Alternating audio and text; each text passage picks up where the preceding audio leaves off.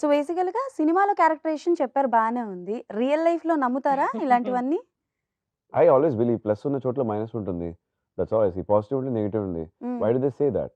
So there okay. Is positive energy, there is also negative energy. That హుహు. Means that scientifically also it's proven that negative ఎనర్జీని ఉంది అని. Okay. So I do believe.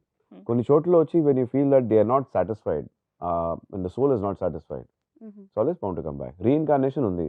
మా friend సర్కిల్‌లో ఒక close friend వాళ్ళ మదర్‌కి reincarnation అయింది. It was there in national television proved also.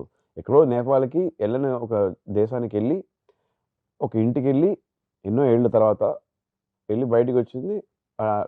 Could identify the house, stayed, the parents they accepted, they found out that yes this is the reincarnated child అని చెప్పి వాళ్ళ ఆస్తులు కూడా ఇచ్చారు. అలా ఏదైనా మెమరీస్ నాకు వస్తుందా?